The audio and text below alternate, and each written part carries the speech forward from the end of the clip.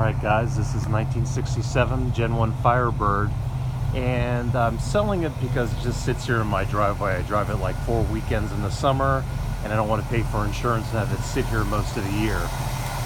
Getting rained on in Portland. So here's the engine. It's got a Pontiac engine. I don't know if it's a 350. You'll have to have your inspector check it out and give you a report. I had it all nice and cleaned up. And the paint job's a Verdano green. That's one of the original 8 colors. I had it repainted. I think originally it was a Phantom blue, and there's still some residual paint in the interior from that, but I like this color better. And this was painted with the Sherwin-Williams automotive paint. There's the truck, and there's the back of the car. Lies pretty straight,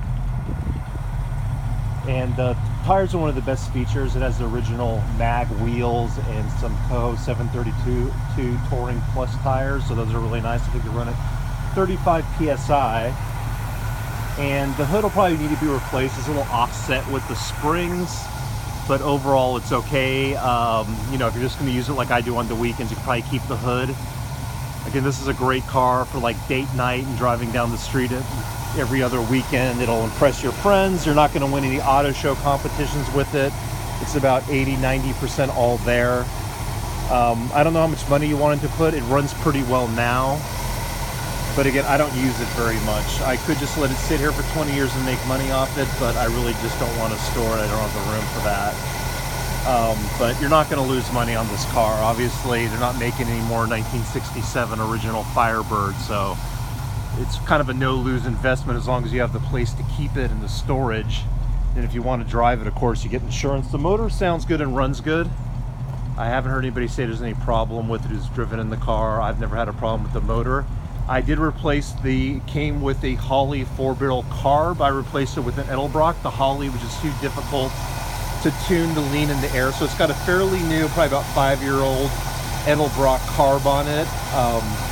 Maybe a little less power, a little bit better mileage on and much easier to deal with in the Holley carb, this Edelbrock carb. So that's nice. Otherwise, I haven't really touched the engine at all.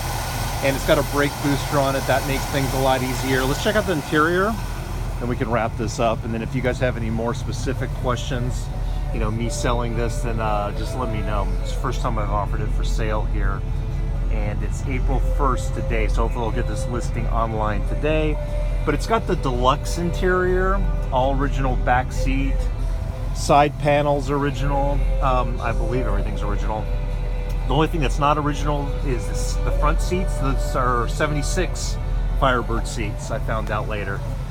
But they look, no one's going to know that unless they're a real car aficionado. But again, there's a few mix and match parts of this. I've replaced the radio with something modern digital. Odometer doesn't work. Speedometer works. That shift cable's not set up. It's all electronic now.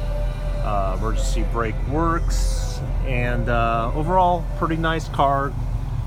Pretty decent condition, and something you can drive down the street and press your dates on and they'll enjoy it. So if you have any more questions, just email me, and if you're serious and you bring an inspector out, you can call me and we can talk. But anybody bidding should be pretty serious and not just put in spurious bids, because I'm trying to sell this before I go back to California and get out of this port. It's still freezing here in Portland. I want to go back to California, and I don't want to take this car with me, so let me know.